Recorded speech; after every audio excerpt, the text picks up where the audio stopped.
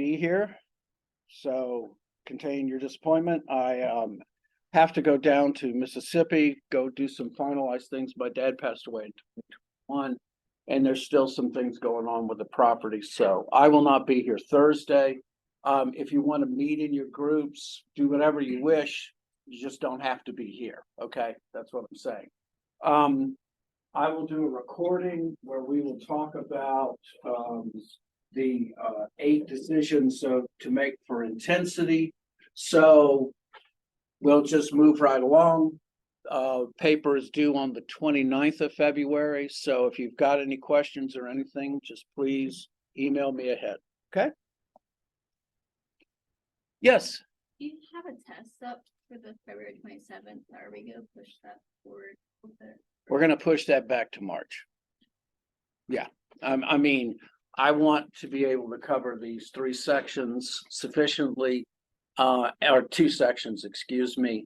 And I can't do that in that short a time. Okay. Thank you for reminding me. I needed to change that. Okay. Thanks for reminding me. Okay. So the first 2 decisions we talked about in the actively creating and designing a structure were the make and buy decisions we talked about in chapter 4.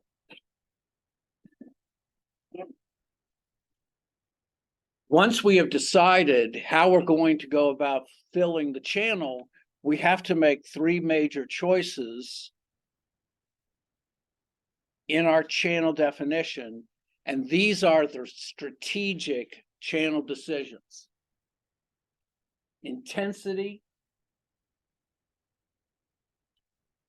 which is how much coverage the supplier wants in its various forms. The types, which are all the different and unique ways that consumers want these goods. And the final one, which is dual distribution, which is when the manufacturer opens its own store and markets its own channels and through third parties. So it's like vertical integration and horizontal all at the same time.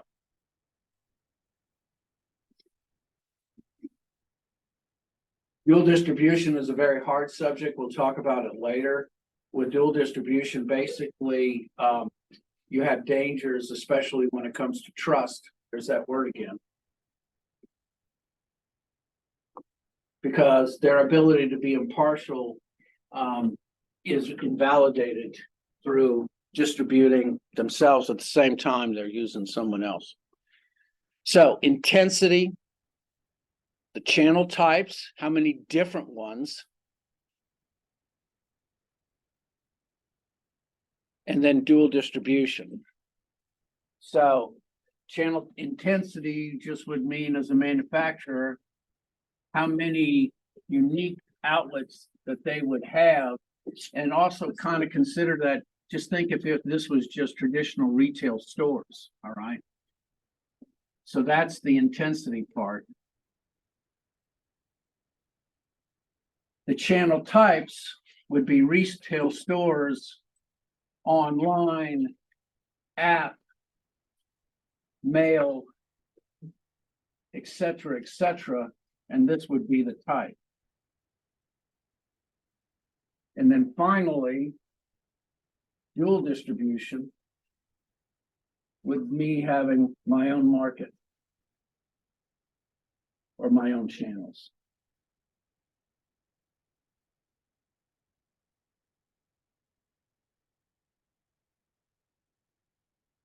The type and intensity aren't the same, because intensity is just as many outlets as they can. They can be 1,000 outlets, but just one type, retail outlets.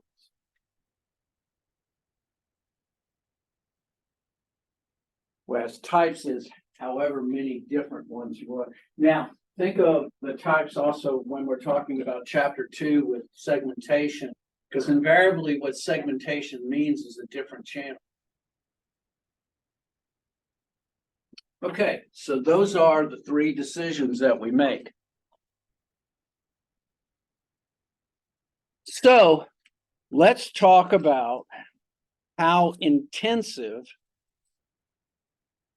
we want distribution to be. An intensive distribution is when a brand can be purchased from as many possible outlets as possible. Excuse me, in a trading area. Intensive distribution generally, as a definition, also kind of brings a little order to the chaos of it all. Intensive distribution is not saturation. Saturation is basically where it builds to a point where it's any possible outlet that you can possibly think of.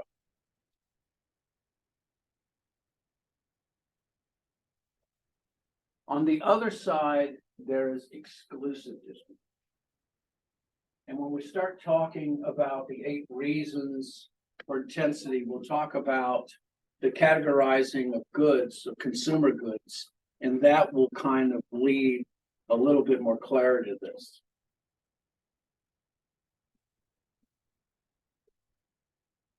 Now, in the intensive distribution understanding, the upstream members are trying to think about how many possible outlets to pursue.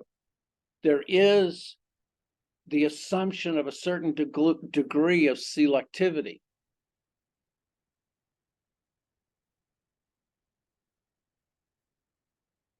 The downstream members think about how many competing brands do they want to stop. So this is an intensity decision made by the downstream partners. It is this intensity decision that is one of the roles or one of the places where conflict starts to begin. And we'll start talking about that in a minute.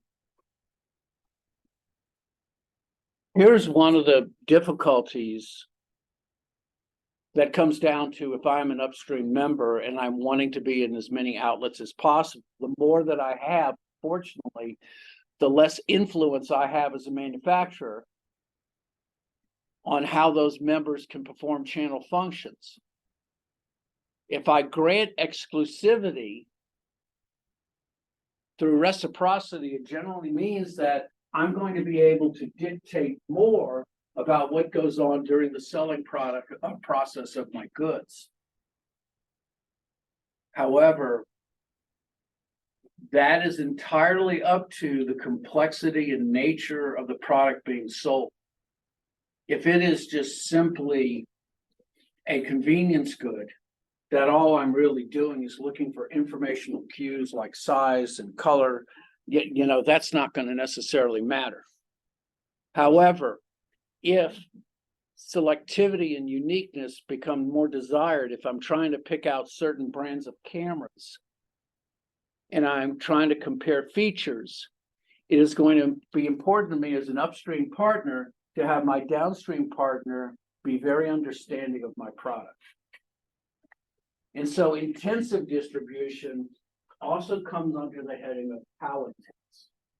All right. So how much selectivity do I need?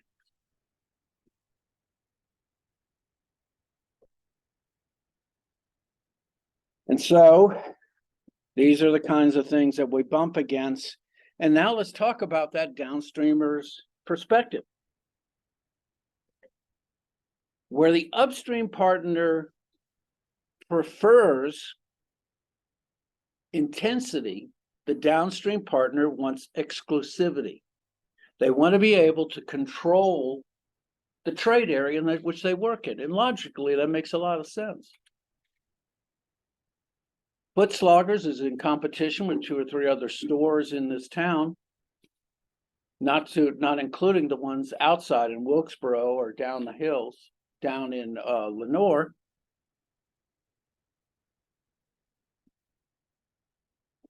And so they're trying to control 2 terms, which is known as intra-brand competition and inter-brand competition. Intra-brand is what takes place among sellers of the same brands in different stores. So as an upstream partner, or even a downstream, if you want to think about it, exclusivity as a downstream partner is what I would like, because I don't want individuals to be able to go to different stores in the same town and compare prices, which does happen even still. And so the price competition that happens between multiple outlets in the same town is not a competition I want to get into. What I don't mind is inter-brand competition. And that's price competition that takes among different brands in a product category, usually in the same store. All right. I want to be able to have as many brands as possible, generally as a rule of thumb, especially if they're shopping goods, because I want my consumers to make enough comparisons that they can make informed decisions and make the decisions while they're in my store instead of walking out. One of the difficulties that Best Buy had, especially from 2010 to 2015, is they had what was called showroom. And so this is what showrooming is. Customer would come into Best Buy, salespeople would look at them, and there, as they come in through the door, they want to see if they go to the left or to the right. So traditionally in the old Best Buys, if you go to the left, that's where the huge entertainment systems are, and you know, this might be a good sale, all right? Well, what people started doing 10 years ago, 15 years ago, was they started looking up prices on their phone as they were going through there. They would look them up, they would scan the barcodes, find out the best prices, and leave. And this became a big problem over at Best Buy. And what they finally started doing was they finally started price matching. Personally, what I would have done is I would have provided them with in-store internet, and I would be looking at all of their browsing traffic, because, you know, on the end user license agreement, it says we can collect that information, but I would be looking at that information and, like I said, giving away internet so that I could use that for research. So anyway, intra-brand competition, inter-brand competition, the downstream partners want as much exclusivity as possible, and it's this intra-brand competition that really fuels companies and corporations and gets salespeople up at arms. So here's an example. Now, one of the difficulties, of course, with upstream and downstream partners is that one partner will generally have bigger shoulders than the other, and that they have their ability to enforce their will on another organization. One of those who is obstinate is Coke. Coke very rarely has promotional considerations. So consequently, you generally see that the stores can't stop selling Coke. They can't drop the weak brands. When a store has a very powerful brand, many times you don't really have much choice. And so what do? Well, some of them just completely discontinue, all right? So they're even substituted, try to find something with a less, maybe a less valuable brand name, but they will use that in a makeup in one way or another. You may even discontinue the entire product category if that product category is not valuable to you as sales, and just get out of that whole thing all over. Or then finally, you might try to go through conversion where you hopefully are able to convert those individuals over to your new product. Either way, one way or another, the competition is going to get resolved. Maybe not in a successful manner, but this is one of the outpourings. Unfortunately, when there's an improper balance of power, it ultimately brings some form of conflict up. Well, in the world of intra-brand competition, you have difficulties because there are things that go on downstream in the retail outlets that bring a lot of acrimony, especially if you're a salesperson, and I've gone through this myself. So the first one of these is what's known as bait and switch. Now, I worked for Con Appliances back in the 80s, and there's actually a Con Appliances Gastonia. This one was in Lafayette, Louisiana. They did this. It wasn't necessarily bait and switch per se, but if you're following the rule of reason, you would probably say, yeah, that was. So what is bait and switch? So the way we would do it is on a Saturday, which was a big shopping day, we would meet and we would talk about one particular product that we were going to sell. And it might have been a Sony, it could have been a portable television, whatever it was marked down in an extreme manner. And it was a big brand, all right, because the part of the bait and switch is a popular brand that is generally known. Now, the bait and switch part is that the downstream member advertises this one brand to get you to visit the store and then persuade users to buy another brand. Now, the way we did it then was we had 12 of the item in stock, okay? So we'd have 12 of them. So what that meant is that we did have stock, we didn't make it up. And the price is so good that those 12 would be sold before noon.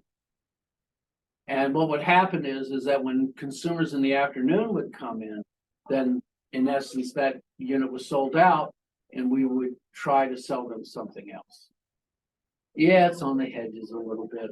You know, I mean, it wasn't true bait. In other words, we did have a product there, but we could have had anyway. Stores usually earn higher margins on lesser known brands, Panasonics, especially at Magma. I had my Sony television get struck by lightning. I remember this in '98. It got struck by lightning. It was dead. I put it out on the curb. Somebody picked it up in 20 minutes. With the money that I got back on insurance, I bought 2 Panasonics. So yeah, that was expensive. The next thing is what's known as free riding. And if you're a salesperson, this drives you up a wall. So someone comes in and they want to ask your opinion about certain products and models. And me as a young salesperson, I was real happy to hear my own voice. So I spent a lot of time giving out information that I spent a lot of time gathering. And then ultimately what happened is they would go on mail order. I mean, even mail order was big back then, and buy whatever I had suggested at 10% less than I could have possibly sold. And so this is what's known as free riding. I spent hours learning about a product, and then I go elsewhere for a lower price. In Lafayette, Con Appliances and another store called New Generation, it was right outside the city limits of Lafayette, sold Mitsubishi televisions. At the time, Mitsubishi had the single best clarity, Lambert brightness, all of that, especially in live events. If you really wanted to show up a Mitsubishi, you'd show like a football game that's on at that time. We were the only 2 sellers, but New Generation had their contract was with Mitsubishi in Canada, and ours was in Mitsubishi in the United States, which meant that their prices were about 10% lower than ours. And nothing will just beat you up like spending 30 minutes showing off the Mitsubishi, then walking out the store and, you know, going somewhere else. So free riding is one of those definite details that if you're a salesperson, beware, all right? You invest a certain amount of time, but you don't give away the farm. So these are 2 troubling factors that happen with intra-brand competition. Is there any way for the upstream partners to fix this? The answer is certainly yes. there are ways that you can do it, especially when it comes to free riding. You know, there are ways of compensating for that. The difficulty, though, is you can't control prices, because if you control prices, that violates what's known as the Sherman Anti-Trust Act rule of reason, which means no matter what the thing is, if it is a restraint of trade, then it's a violation. And that's the difficulty with price fixing. So here's an example of when limiting distribution has actually been to a company's advantage. And so Royal Canin is a pet line of pet food for all stages. They limit their distribution to pet and garden stores, and they offer information and seminars to their retailers. And they have very high margins. They have a great market share. They have a high stock valuation. And all of this is by limiting the trade that you have as an upstream member. So what is my perspective? What am I as an upstream partner wanting to do? So let me kind of do a little diagram here.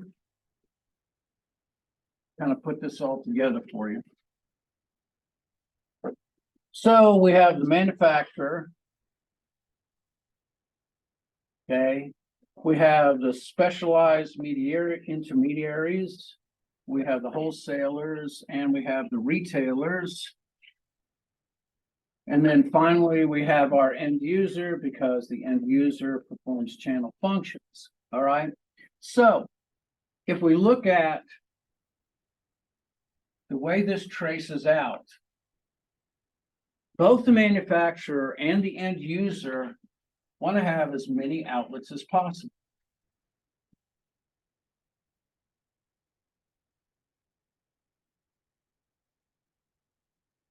The nature of the manufacturer is, I'm manufacturing products.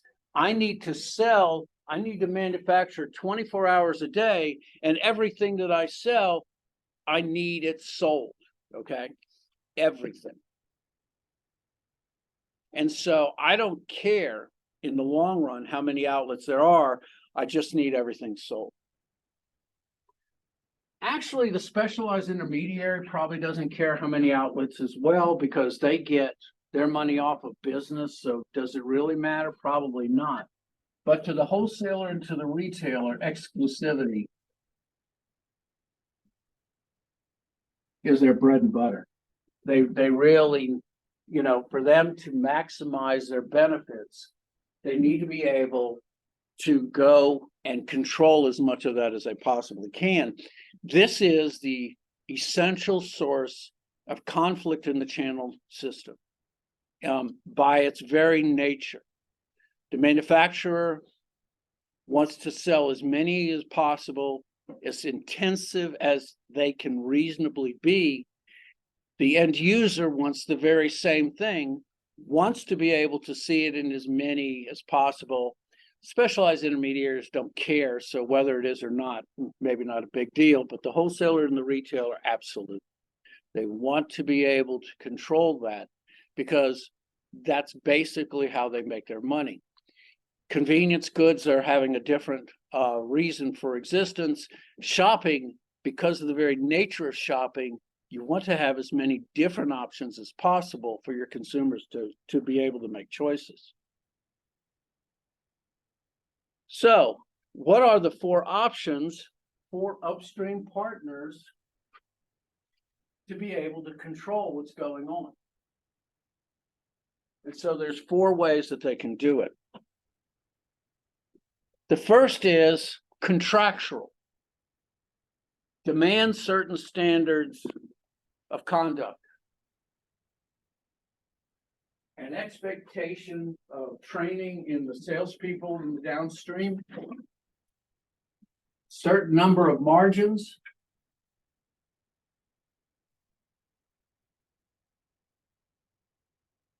That is the first option. It generally is more about conduct than anything else. In other words, your expectation when you are approached about the product and how you sell it.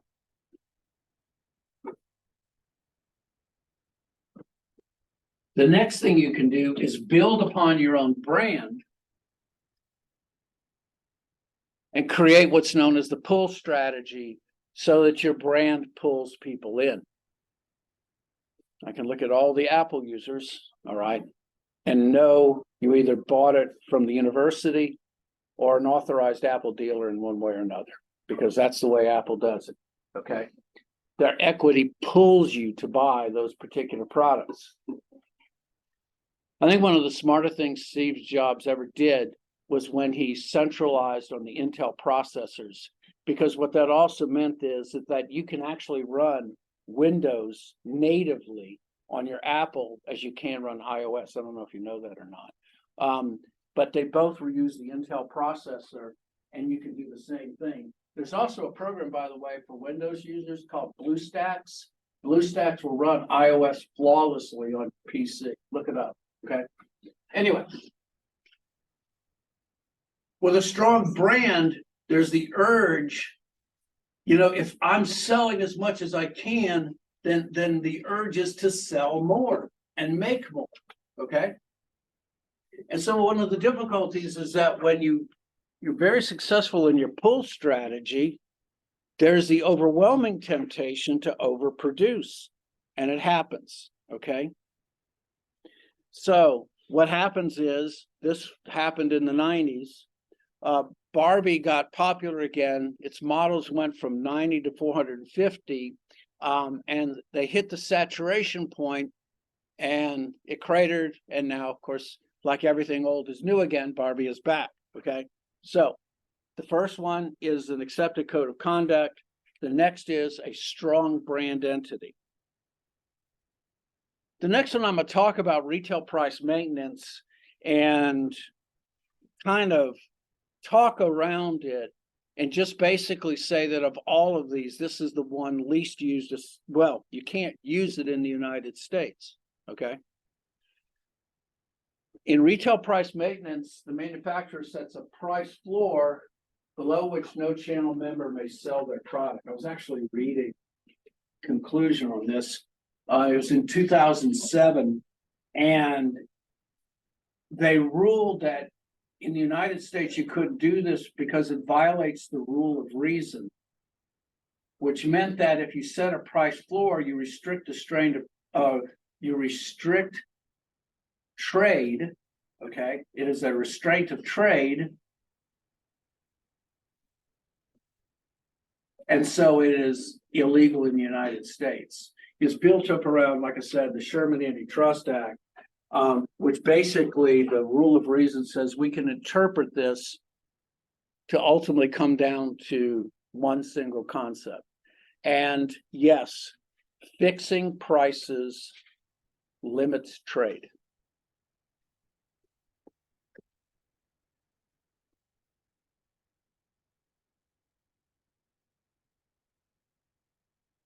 And then there's distribution selectivity, and this is the most widely applicable, all right? So this is the least, and that's the most. And in this, you carefully limit your market coverage. And so you ask, how much coverage do you actually want? How much do you aim to achieve? And then the next thing you say is, in a given product category, how much do I want my downstream partners to distribute? Okay. So Apple has a very unique selective distribution policy. Apple distributes products through Walmart, their iPads, their pencils, most of their smaller items. But when it comes to their MacBook Pros and units like that, they distribute it through selected Apple distributors. Anybody ever been in an Apple store, by the way? Yeah. Which one? Just curious. It's in North Lake Mall, in Charlotte. Okay, cool, yeah.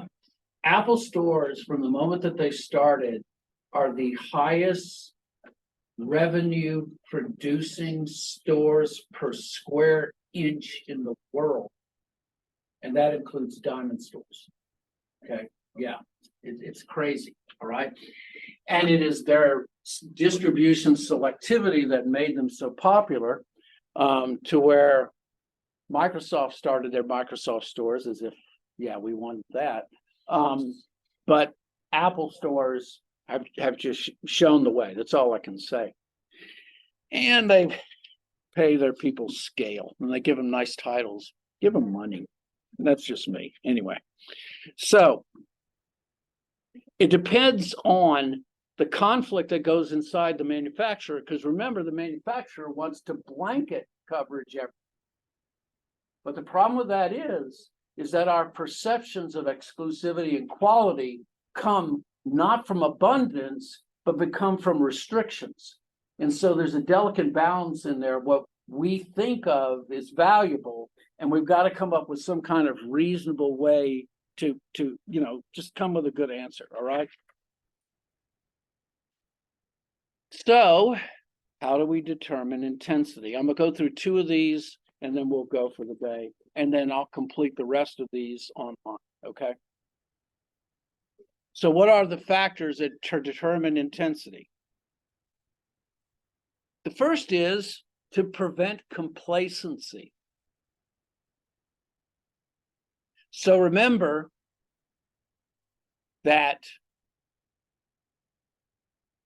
intensive distribution lowers your ability to control the elements downstream. In the other direction, exclusivity gives you greater control. Now, even if only a small bit of members carry the brand, that the intra-brand competition is low, that doesn't necessarily mean it's a bad thing, because also it can deal with the speciality and the complexity of the goods that are being sold. And so if I'm at a Foot Sloggers and I'm selling ski equipment, that's a very unique thing. And so my level of expertise is going to be substantial or needed to be able to make a good purchase and to sell. And so I grant them a substantial power as being, our sellers. But it's also part of the basic structure. As a specialty good, it can't help.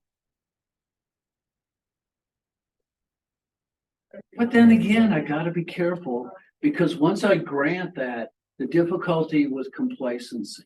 You want to have competition. It fuels the blood.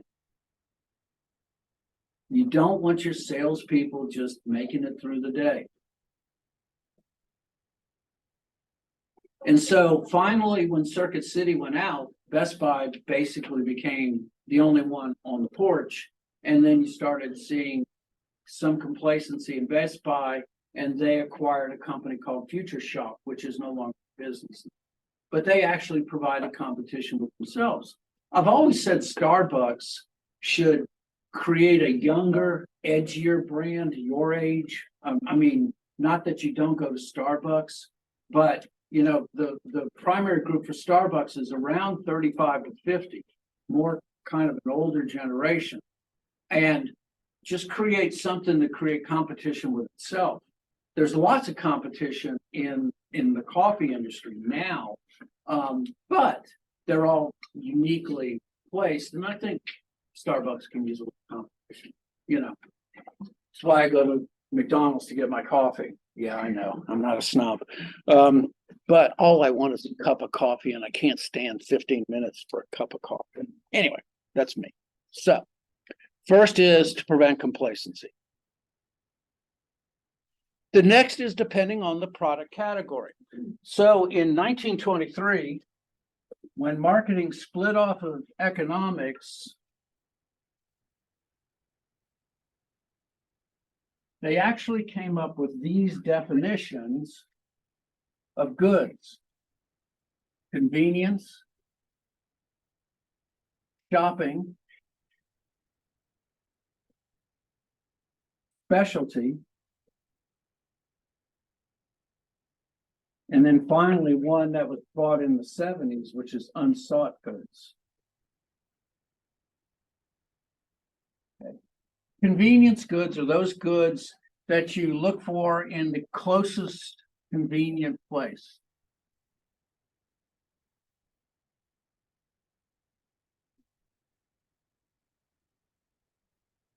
These are also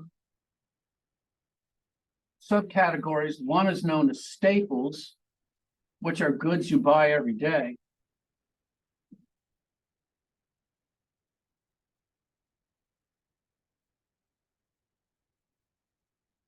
These are like bread, milk, that kind of stuff. And then also what are called emergency goods. And these are goods that, depending situationally, you're looking for the closest place to get them. And so, but I saw this at a convenience store, and it was raining, and I couldn't believe it. They actually had an umbrella stand inside the convenience store. I thought that was genius. Okay. Okay. Shopping goods are those goods that are encourage shopping or encourage comparison.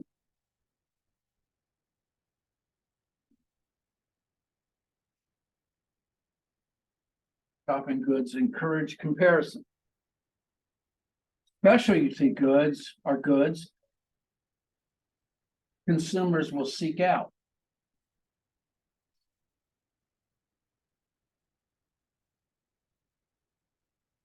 And then finally, all unsought goods are goods consumers don't seek but need.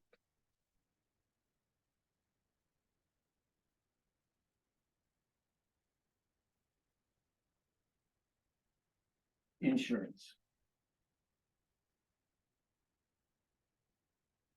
Burial. So my mother went through Katrina's 2004. In 2006, she finally got some settlement money on her property that was lost. And she said, David, I want you not to worry. I bought a plot for me in the cemetery in Long Beach. So I wanted you to know that. So everything's going to be okay. And I went, well, that's fine, Mom. And she said, oh, and I bought one for you. And I bought one for your brother, Lynn, and for your sister, Jewel. And I was about to say something, and I thought, they gave my mother comfort, to know that she put a place for me somewhere. And I went, thanks, Mom, Not that I'm going there soon, but, at least I have somewhere to go. Okay, so those are the categories. There's also one called, fast-moving consumer goods. That's what the FMCG means. And those are goods exactly as it sounds that move quickly and consistently that aren't what would be considered convenience goods.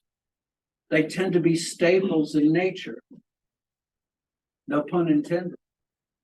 And they tend to be requirements. And so that's what fast-moving consumer goods are. Convenience goods, by their very nature, are where you can find them in the most convenient places. They tend to be more generic in nature.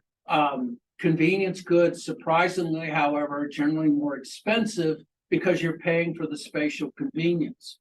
This is the reason why, if you go to the convenience store where the gas station is and buy a 20-ounce Coke for $2, and you could walk across the street to Lowe's Foods and get a liter bottle for 99 cents.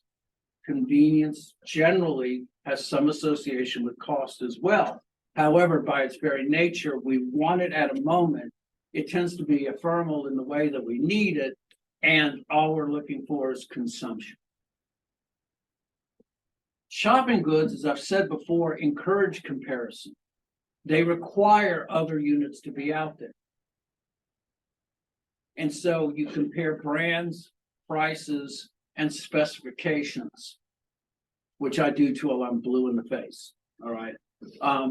This is why Lowe's Home Improvement Center, it's why you have more than just one brand of washer.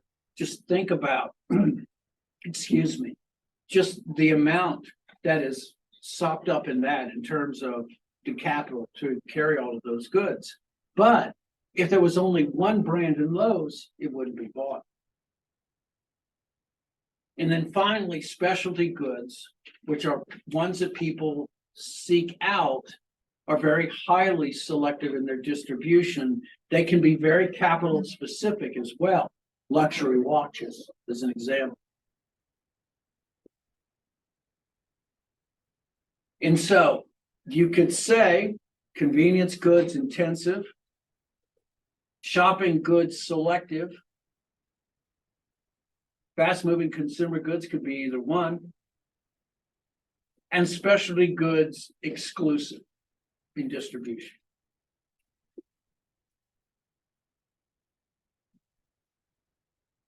And what your definition of intensive and exclusive, this is the definition of select, which is that manufacturers carefully select and cultivate the appropriate outlets in a trading area.